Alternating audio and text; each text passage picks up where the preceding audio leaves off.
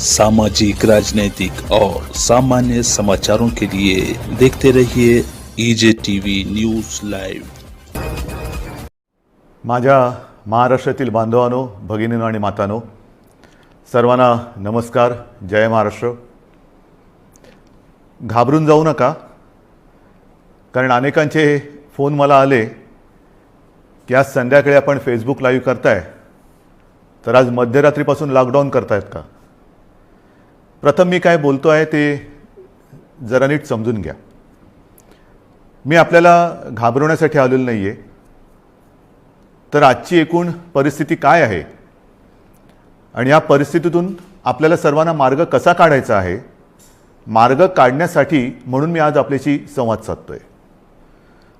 सर्वांना या गोष्टीची कल्पना आहे की आता जवळपास 1 वर्ष झालं आपण एका विचित्र विषाणूबरोबर लढतो आहोत आणि याही गोष्टीची आठवण आपल्याला असेल की हेच ते दिवस होते मार्च महिन्यामध्ये पहिला प्रथम कोविडने आपल्या महाराष्ट्रामध्ये शिरकाव केला आणि हा म्हणता एखाद्या मायावी राक्षसासारखा त्यांनी महाराष्ट्रच नव्हे तर देश व्यापून टाकला। मधल्या काळामध्ये आपण सर्वजण मिळून या व्हायरसला रोखण्यामध्ये नक्कीच यशस्वी झालो होतो, त्याच्याबद्दल काही वादच नाहीये। पण हे युद्ध आपण सगळ्यांनी मिळून एकत्र हातात हात घालून लढलो म्हणून ती परिस्थिती निर्माण झाली होती। साधारणतः कालच्या जानेवारी फेब्रुवारी पर्यंत आपल्याला असं वाटत होतं कि आता झालं, संपलं, ये कोरोना क्या है, क्या चीज़ है कोरोना, कोविड क्या है। विशेष म्हणजे गेल्याही वर्षी अर्थसंकल्पीय अधिवेशन होतं, याही वर्षी तोच काळ आला, मार्च।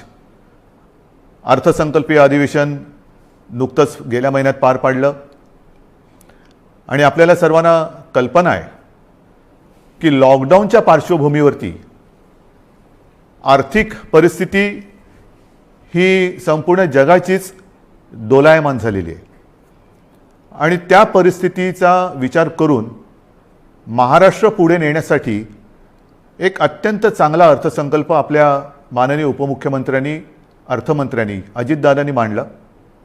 आपल्या सरकारचा तो अर्थसंकल्प महाराष्ट्र पुढे नेणारा, संकटातही महाराष्ट्र थांबला नाही, थांबणार नाही हे करून दाखवणारा तो अर्थसंकल्प आपण मांडला आणि त्याच्यानंतर जे काय झालं म्हणजे काल परवाकडे होळी, धुलीवंदन सगळं पार पडलं, पण तिथपासूनच आपल्या राज्यात शिमग्याला सुरुवात झाली। असो, त्या शिमग्याबद्दल मी काय बोलणार नाही, त्याला सुद्धा मी जेव्हा उत्तर द्यायचं तेव्हा मी जरूर देईन। तो विषय आजचा नाही आहे। आजचा विषय आहे तो कोरोनाची परिस्थिती ही नेमकी काय, आपण काय करणार आहोत।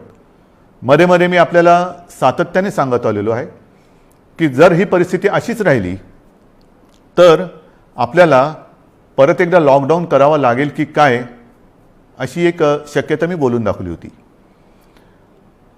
ही शक्यता आजही पूर्णपणे टळलेली नाहीये। मला आज पुन्हा एकदा आपल्याला सर्वांना आवाहन करायचे, विनंती करायची, कारण गेल्या वर्षभरामध्ये माझ्या महाराष्ट्रातील प्रत्येक बांधवांनी, भगिनींनी आणि मातांनी जे मी सांगत आलो ते अत्यंत आपुलकीने ऐकून घेतलं आणि त्याच्याप्रमाणे ते वागले। तुम्ही सगळे वागलात। यात सर्व धार्मिक नेते आले, सर्व धर्मीय आले, सर्व राजकीय पक्ष आले, त्यांचे कार्यकर्ते आले। आता काय झाले थोडंसं की मधला काळ जो आला त्या काळामध्ये आपण थोडे शिथिल झालो। आपण शस्त्र टाकली की काय अशी एक साधारणतः परिस्थिती निर्माण झाली। लग्न समारंभ थाटामाटात सुरू झाले, इतर पार्ट्या सुरू झाल्या, राजकीय मोर्चे, निदर्शनं, आंदोलनं, सगळं काही जणू काही कोरोना गेला अशा पद्धतीने आपण सुरू केलं।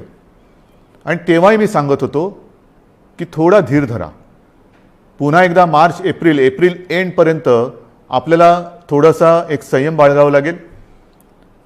दुर्दैवाने जी भीती केवळ मीच नव्हे तर ह्या विषयातले जे तज्ज्ञ आहेत त्यांनी जी व्यक्त केली होती ती खरी ठरली। मार्चच्या आधीपासूनच आपल्या राज्यामध्ये पुन्हा एकदा कोरोना मोठ्या राक्षसापेक्षा, म्हणजे गेला राक्षस होता त्याच्या डबल टिबल दुप्पट तिपटीने अकराळ विक्राळ रूप धारण करून आलेलं आहे. त्याच्यामध्येच विषाणूचा नवा अवतार, म्हणजे हे पण नवल आहे. आत्तापर्यंत आपण आपले विष्णूचे अवतार ऐकले होते, ज्याचे आपण पूजन करतो. ज्या ज्या वेळेला संकट आली त्या त्या वेळेला भगवान विष्णूंनी वेगवेगळे अवतार घेतले आणि आपल्याला वाचवलं. पण हा विषाणू जो आहे तो वेगवेगळे अवतार धारण करून आपल्याला संकटात टाकतोय आणि आपली परीक्षा बघतोय. पुन्हा एकदा तीच गरज आहे. आपल्याला सर्वांना धैर्याने, सगळं धैर्य एकवटून लढण्याची गरज आहे. लॉकडाऊन करणार का हा प्रश्न अजूनही मी उत्तर देत नाही. पण साधारणतः आत्ताची परिस्थिती काय आहे ह्याची कल्पना आपल्याला देण्याची मला पुन्हा एकदा गरज वाटते. जेव्हा ही परिस्थिती निर्माण झाली, किंबहुना कोविडची साथ सुरू झाली, आपल्याला पूर्ण माहिती आहे आपल्या राज्यामध्ये फक्त 2च ह्या विषाणूंची चाचणी जिथे होऊ शकते अशा प्रयोगशाळा होत्या. एक मुंबईमध्ये कस्तुरबा आणि दुसरी पुण्याला NIVची. आज त्या 2च्या जवळपास आपण 500 पर्यंत चाचण्या करणाऱ्या संस्था किंबहुना लॅब्स तयार केलेल्या आहेत. मुंबईमध्ये सुद्धा आपण दर दिवशी साधारणतः 50,000 चाचण्या आज करतो आहोत. गेल्या काही दिवसात, म्हणजे मला जी माहिती सगळी माझ्याकडे आलेली आहे त्याच्यात महाराष्ट्रामध्ये जी आपली क्षमता होती 75,000 चाचण्या दर दिवशी करण्याची, ती आपण वाढवून जवळपास 1,82,000 पर्यंत नेलेली आहे. 1,82,000, 75,000 ते 1,82,000 इथपर्यंत आज आपण रोजच्या चाचण्या करतो. येत्या काही दिवसात ही संख्या आपल्याला 2.5 लाखावर न्यायची आहे. 2.5 लाख चाचण्या दर दिवशी महाराष्ट्रामध्ये लवकरात लवकर आपण करणार आहोत. आणि याही चाचण्या ते रॅपिड अँटीजेननी नाही, तर त्याचं जे प्रमाण आहे, केंद्राची जी काय मार्गदर्शक तत्व आहेत ती साधारणतः 70% चाचण्या ह्या RT-PCR ह्या पद्धतीने झाल्या पाहिजेत. आता माझ्यापेक्षा सर्वांनाच माहिती झालेलं नेमकं RT-PCR म्हणजे काय, रॅट म्हणजे रॅपिड अँटीजेन टेस्ट म्हणजे काय. RT-PCR अचूकताही अधिक असते, अधिक चांगली असते. म्हणून आपलाही आणि केंद्राचाही आग्रह तोच आहे की जेवढ्या चाचण्या आपण करतो त्याच्यात किमान 70% चाचण्या ह्या RT-PCR असायलाच पाहिजेत. आणि त्याच पद्धतीने आपला महाराष्ट्र जेव्हा 75,000च्या आसपास चाचण्या करत होता त्याही वेळा तेव्हा त्याच टक्क्यात RT-PCR करत होता. आज जवळपास 1,82,000 करतोय, त्याच्यातही 70% RT-PCR आहेत. उद्या 2.5 लाख झाल्यानंतर, 3 लाख झाल्यानंतर सुद्धा आपण ह्या चाचण्या RT-PCRच अधिक ठेवणार आहोत. म्हणजेच काय की आपण कुठेही दर्जाची तडजोड करत नाही आहोत, अजिबात करत नाही आहोत आणि करणार नाही. एक तर पहिली गोष्ट अशी आहे की काहीही आपण लपवत नाही आणि लपवणार नाही. एक सुद्धा रुग्ण आपण लपवलेला नाही आणि लपवत नाही आहे. आणि म्हणून जी महाराष्ट्रातली जी परिस्थिती आहे ती सगळ्यांना जरी धक्कादायक वाटत असली तरी आपण सत्य काय आहे हे लोकांसमोर अगदी जसंच्या तसं ठेवतो आहोत. मग काही जण मला म्हणतात की इतर राज्यांमध्ये बघा, बिहारमध्ये निवडणुका झाल्या, बंगालमध्ये चालू आहेत, आणखीन इकडे झालं, आणखीन तिकडे झालं, मग तिकडे वाढ नाही, तुमच्याकडे का. मला त्याच्याबद्दल बोलायचं नाही आहे, अजिबात बोलायचं नाही आहे. मला माझा महाराष्ट्र प्यारा आहे, मला माझी जनता ही प्यारी आहे. त्यांची जबाबदारी ही आज माझ्यावरती असल्यामुळे ती जबाबदारी मी आधीच बोललेलो आहे की मला कोणी व्हिलन ठरवला तरी देखील मी ती पार पाडणारच, ते माझं कर्तव्य आहे. म्हणून तुम्ही घाबरून जाण्यासारखं काही नाही आहे. पण जशी ही टेस्टची संख्या मी तुम्हाला सांगितली त्याचप्रमाणे आपल्याकडे कोविड येण्याच्या आधी जेवढे काही बेड संपूर्ण महाराष्ट्रामध्ये होते त्याची संख्या काही हजारामध्ये होती, म्हणजे 10,000 सुद्धा नसेल कदाचित. कारण आधी आपण कधी कल्पनाच केली नव्हती की असं काहीतरी आकस्मिक संकट येईल आणि आपली त्रेधा तिरपीट उडेल. गेल्या मार्च महिन्यात तुम्हाला आठवतंय बेड्स मिळत नव्हते, हॉस्पिटल्स मिळत नव्हते, उपचार मिळत नव्हते. मग सगळे हॉस्पिटल्स ओव्हरफ्लो व्हायला लागली होती, ॲम्ब्युलन्स मिळत नव्हते. ह्या सगळ्या गोष्टी लक्षात घेतल्यानंतर आपण बेड्सची संख्या वाढवायला लागलो. महाराष्ट्र हे देशातलं पहिलं कदाचित एकमेव राज्य असेल की ज्याने अगदी फील्ड हॉस्पिटल्स उभारली लष्कराच्या धर्तीवरती. जसं लष्कर काम करतं तसं आपल्या महाराष्ट्राच्या यंत्रणेने काम केलं, आजही करते. जम्बो कोविड केअर सेंटर्स उभारली.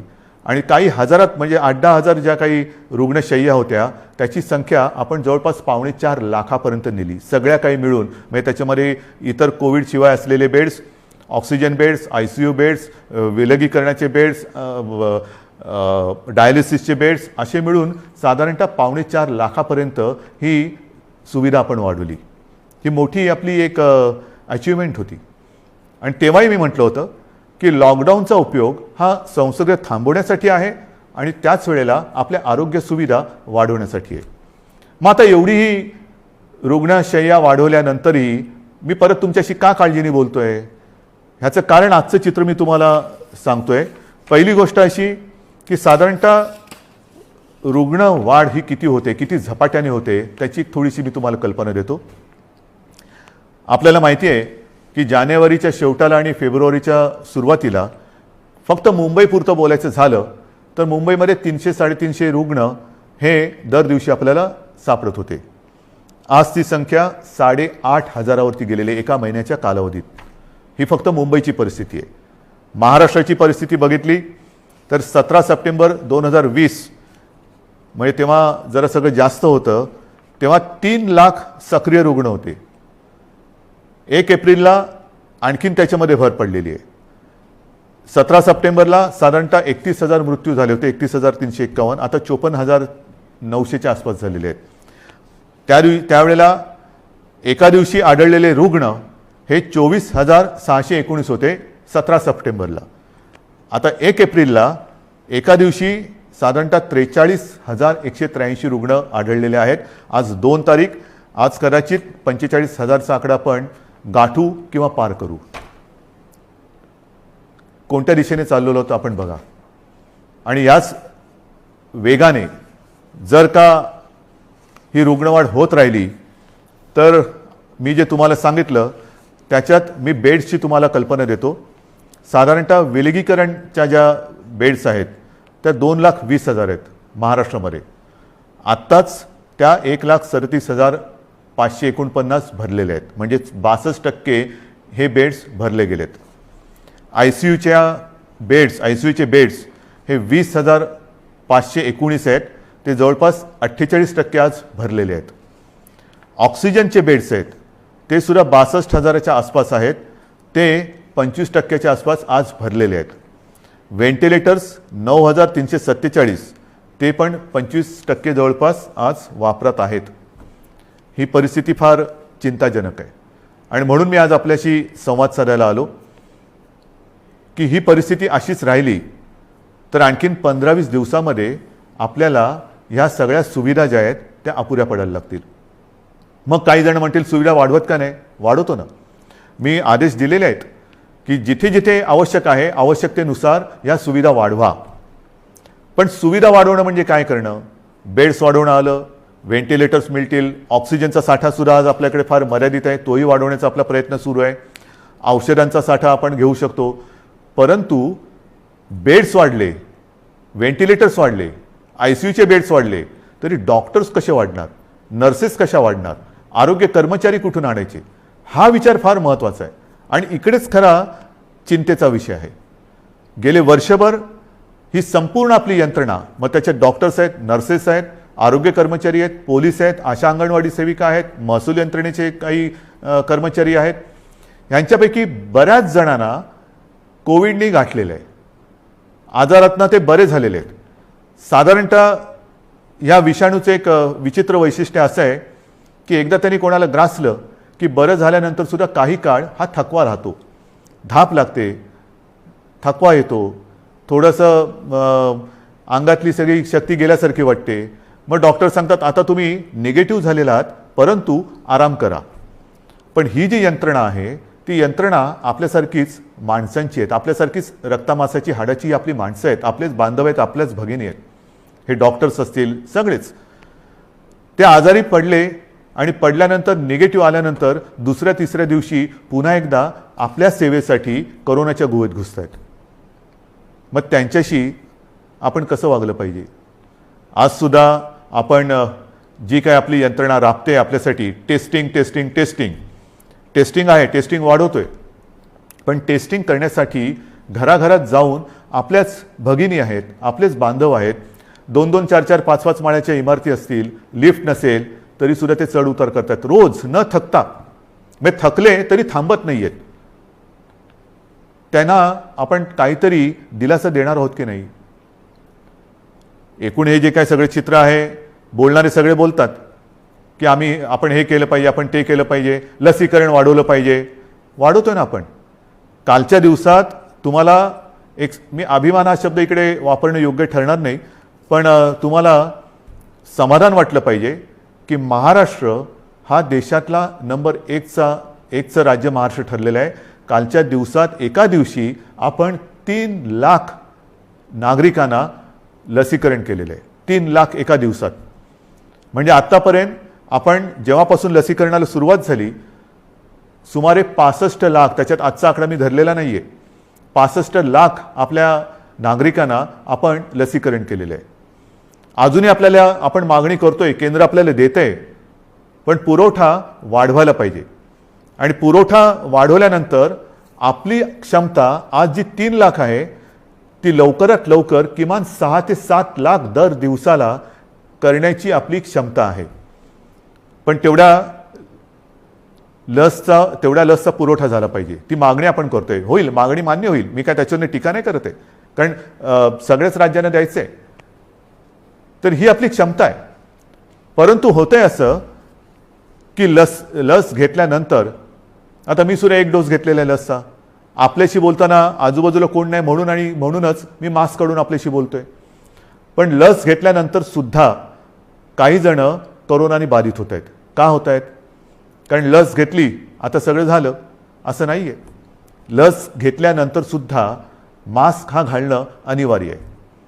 मी मधल्या काळामध्ये माननीय पंतप्रधानांनी जी एक व्हिडिओ कॉन्फरन्स घेतली त्याच्यात हा मुद्दा मी काढला होता. आणि मी बोलताना असं बोललो होतो की आमच्या इथे लसचे 2 डोस घेतल्यानंतर सुद्धा आणि तो मधला कालावधी झाल्यानंतर सुद्धा काही लोकांना संसर्ग झालेला आहे. तेव्हा स्वतः माननीय पंतप्रधानांनी सांगितलं की एक गोष्ट लक्षात घ्या की लस घेतली म्हणजे कोविड होणार नाही अशातला भाग नाही आहे. कोविड होईल पण त्याची घातकता कमी होईल. म्हणजेच काय की साधारणतः धुवाधार पावसामध्ये एक छत्री असावी तशी ही छत्री आहे, जरूर आहे. पण आत्ता नुसता पाऊस नाही आहे, वादळ आहे. आणि या वादळामध्ये लस घेणे ही एक साधारणतः आपल्याकडे छत्री आहे, त्यातल्या त्यात कमीत कमी भिजावं म्हणून. आणि लस घेणं, टेस्ट वाढवणं, रोजच्या चाचण्या वाढवणं हा उपाय अजूनही तरी मी मानायला तयार नाही. जेवढ्या आपण चाचण्या वाढवतो आहोत तेवढी रुग्णसंख्या आपल्याला कळते, उपचारासाठी आपण त्याने घेतोय. परंतु रुग्णवाढ थांबवण्यासाठी अजून कोणी उपाय सांगत नाहीये. काय उपाय? उपाय नाहीये. पण लसीकरण करा, लसीकरण करतो आहोत. आज मी पुन्हा एकदा सांगतो, संपूर्ण देशात आपलं राज्य हे लस देणारं नंबर 1चं राज्य आहे. आजच्या दिवशी आपण 3 लाख नागरिकांना दर दिवशी लस देतोय. काल परवापासून 3 लाख हा आकडा गाठलेला आहे. परत एकदा सांगतो, लसीचा पुरवठा आपल्याला ज्या क्षणी वाढेल तेव्हा ही क्षमता आपण दुपटी तिपटीने वाढवू शकू एवढी आपली नाही म्हटलं तरी ताकद आहे, नक्कीच आहे. म्हणजेच काय की एका बाजूला आपली ही यंत्रणा ट्रॅकिंग, ट्रेसिंग, टेस्टिंग ह्याच्यासाठी बिझी आहे, दुसरीकडे उपचारांसाठी बिझी आहे, तिसरीकडे हीच यंत्रणा लसीकरणासाठी सुद्धा व्यस्त आहे. हे सगळं एकत्रित आल्यानंतर त्यांची काय स्थिती होत असेल ह्याचा थोडा आपण विचार केला पाहिजे. आणि म्हणून मला असं वाटतं की लॉकडाऊन करायचं का? इतर देशांनी काय केलेलं आहे? इतर देशाचा जर का आपण अंदाज घेतला तर अमेरिकेने सुद्धा 7 कलमी कार्यक्रम जाहीर केले आहे. त्याच्यामध्ये सुद्धा त्यांनी असं म्हटलेलं आहे की राजकारण नको, जीव महत्त्वाचा आहे, असं राष्ट्राध्यक्षांनी आवाहन केलं आहे. मला असं वाटतं आपल्याकडे सुद्धा सर्व पक्षांनी त्यांनी केलेलं आवाहन नाही पण निदान मी केलेली विनंती मानायला काय हरकत नाही आहे. जीवाशी खेळ नको, कृपा करून याच्यात राजकारण आणू नका. ब्राझीलमध्ये तर फारच पंचायत झालेली आहे, कारण तिकडे मार्चच्या एका महिन्यात जवळपास 60,000 मृत्यू झालेले आहेत. मृत्यूदर दुपटीने वाढला आहे. बेरोजगारीची म्हणजे मृत्यू पण होत आहेत आणि बेरोजगारीची पण समस्या वाढते. फार विचित्र परिस्थिती ब्राझीलमध्ये. रशियामध्ये पण लस आलेली आहे, त्याच्यामध्ये ते थोडं लस आणि त्या लसीकरणामध्ये ते पुढे आहेत. फ्रान्समध्ये परिस्थिती नाजूक आहे. तिथेही जी माहिती मिळते तिकडे तिसऱ्यांदा राष्ट्रीय लॉकडाऊन करण्यात आलेला आहे आणि ह्या लॉकडाऊनच्या मध्ये केवळ जीवनावश्यक वस्तूंची दुकाने उघडण्यास परवानगी दिलेली आहे. कार्यालयातील लोकांना फक्त घरून काम करावे लागेल. पुढील 3 आठवड्यांसाठी शाळा पूर्णपणे बंद ठेवण्यात येतील. या 4 आठवड्यात कोणत्याही प्रकारची जाहीर सभा होणार नाही. त्यांच्यावर पूर्ण बंदी असेल. कोणी आवश्यक कारणाशिवाय आपले घर सोडणार नाही. हे मी तुम्हाला नाही सांगितलं, हे फ्रान्समधलं वातावरण तुम्हाला सांगतो. नाही तर तुम्हाला वाटेल मी आत्ताच काहीतरी लॉकडाऊन जाहीर केले काय. हंगेरीमध्ये पण वर्क फ्रॉम होम बंधनकारक आहे. डेन्मार्कमध्ये तसंच आहे. ग्रीसमध्ये हळूहळू निर्बंध हटवायला सुरुवात झालेली आहे. बेल्जियमने परत एकदा महिन्याभराचा कडक लॉकडाऊन लावला आहे. पोर्तुगाल सरकारने शहरांमधील नागरिकांची ये जा थांबवली आहे. आयर्लंडमध्ये तर डिसेंबरपासून कडक लॉकडाऊन आहे. फिलिपिन्समध्ये मनिला व आसपास परत 1 आठवड्याचा कडक लॉकडाऊन लावला आहे. केनियामध्ये सुद्धा देशभर कडक निर्बंध लावलेले आहेत. UK सुद्धा आता हळूवार त्यांनी 2-2.5 महिन्याचा लॉकडाऊन केल्यानंतर हळूवार निर्बंध शिथिल करतायत. जसं आपण हळूवार शिथिल केले तसंच UK तिकडे तर 2.5-3 महिन्याचा अत्यंत कडक लॉकडाऊन होता आणि आता हळूवार ते निर्बंध शिथिल करतायत. इटलीमध्ये सुद्धा तशीच आहे. जर्मनीमध्ये सुद्धा तीच परिस्थिती आहे. पोलंडमध्ये तीच आहे. हे सगळं लक्षात घेतल्यानंतर मला माहिती आहे की लॉकडाऊन हा खूप घातक आहे. परंतु जी कात्रीत मी मागाशी म्हटलं की एका कात्रीत आपण सापडले. एका बाजूला अर्थचक्र आहे. अर्थचक्र चालवायचं तर अनर्थ ओढवतोय. अनर्थ थांबवायचा तर अर्थचक्र बंद पडतंय. करायचं काय मग. आणि मधल्या काळामध्ये जी काही मतं हे तज्ज्ञ ह्या क्षेत्रातले आहेत नाही आहेत, मी त्यांची नावं नाही घेत, पण त्यांनी त्यांची मतं मांडलेली आहेत.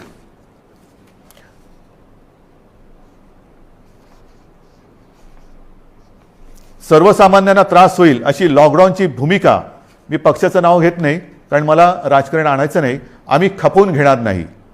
तुम्हाला आलेला झटका म्हणजे नियम नको. महाराष्ट्रामध्ये कोरोनाचं नाटक पुन्हा सुरू झालेलं आहे. कोरोनाच्या संसर्गाला लॉकडाऊन हा पर्याय नाही. आम्ही लॉकडाऊनला जोरदार विरोध करू, रस्त्यावरती उतरू. हिटलरसारखं वागू नका. सर्वसामान्य जनतेला लॉकडाऊन परवडणारा नाही. जनता आधीच लॉकडाऊनला कंटाळली आहे. त्यामुळे राज्यात लॉकडाऊन लावणे हा पर्याय नव्हे. लॉकडाऊन हा अंतिम पर्याय होऊ शकत नाही. लॉकडाऊन लावायचं असेल तर आधी रोजगाराचे पैसे 5,000 रुपये का काय ते थेट खात्यात जमा करा. एका उद्योगपतीने सांगितले की लॉकडाऊन लावण्याच्या ऐवजी आरोग्य सुविधा वाढवा. आता आरोग्य सुविधा मी तुम्हाला सांगितली काय परिस्थिती आहे.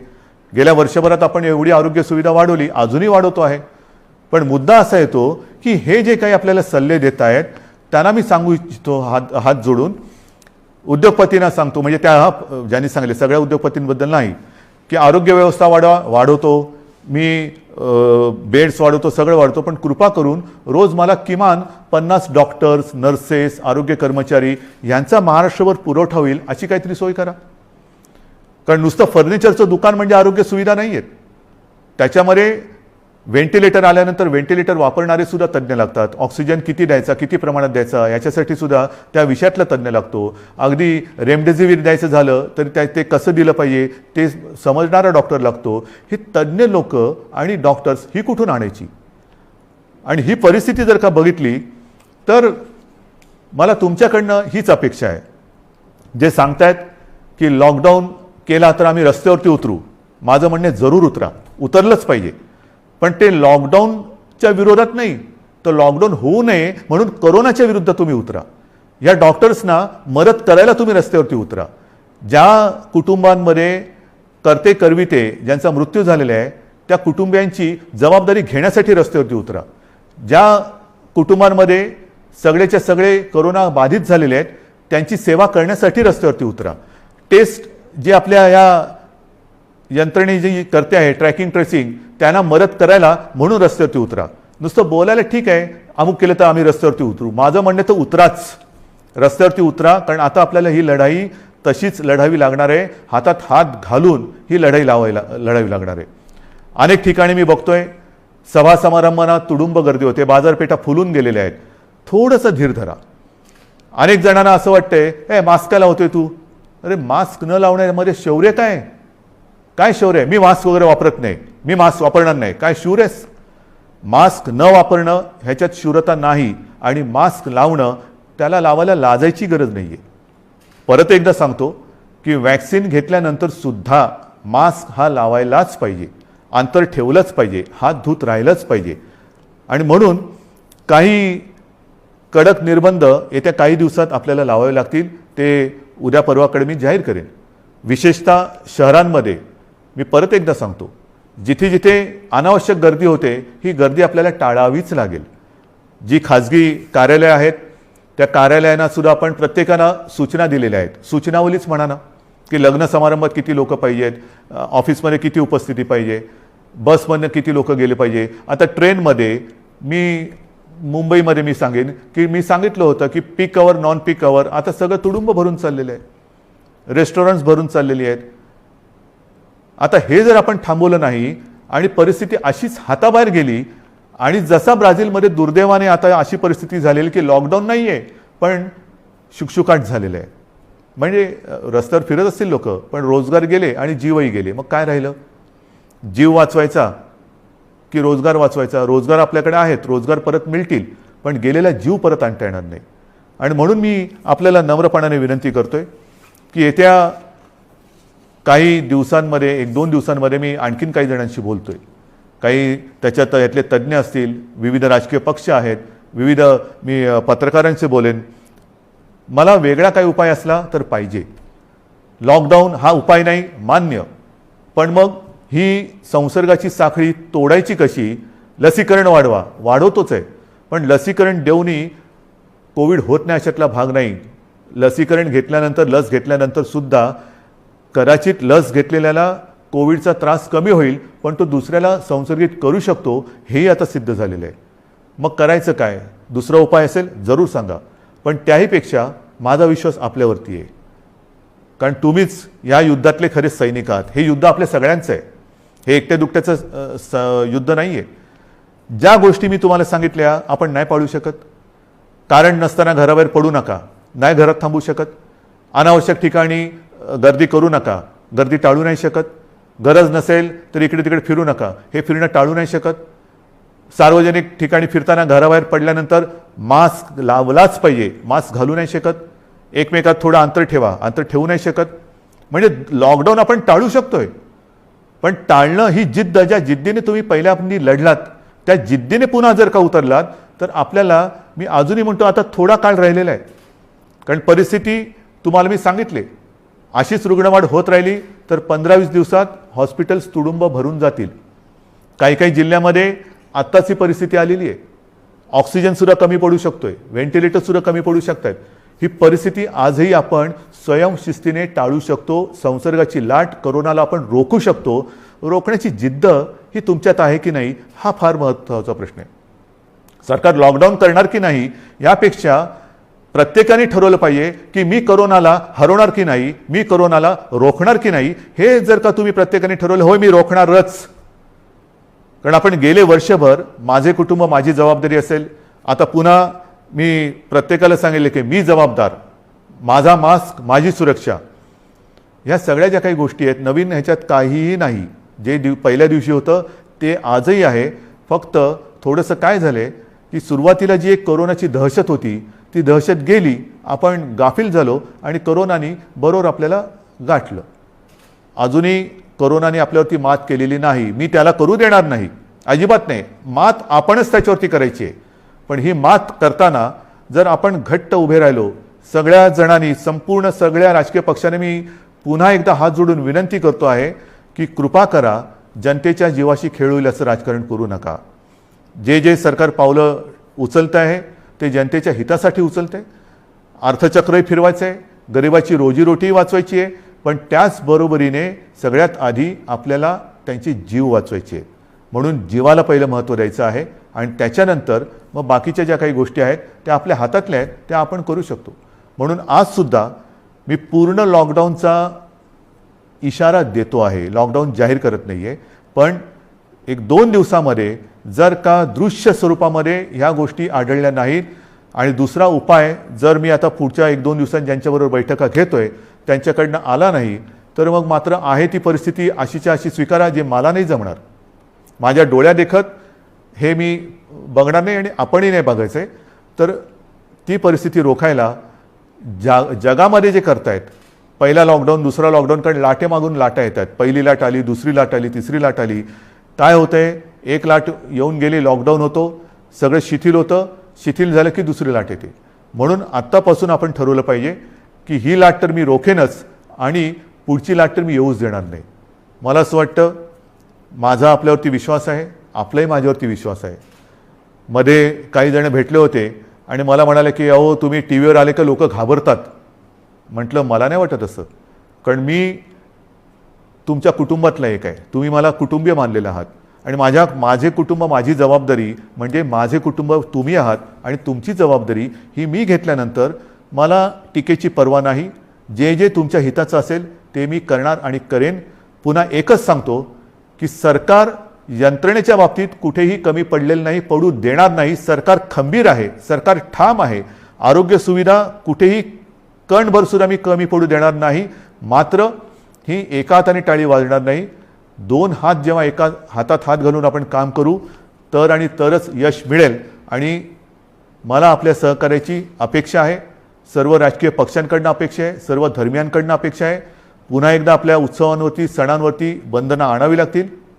जसं गेल्या वर्षी आपण सहकार्य केलं तसंच पुन्हा एकदा हे सहकार्य कराल अशी आशा नाही, असा विश्वास व्यक्त करतो. आणि ही लढाई पुन्हा एकदा लढण्यासाठी आणि जिंकण्यासाठी सिद्ध व्हा, एवढ्याच शुभेच्छा देतो. जय हिंद, जय महाराष्ट्र. सामाजिक, राजनीतिक और सामान्य समाचारों के लिए देखते रहिए EJ टीवी न्यूज़ लाइव.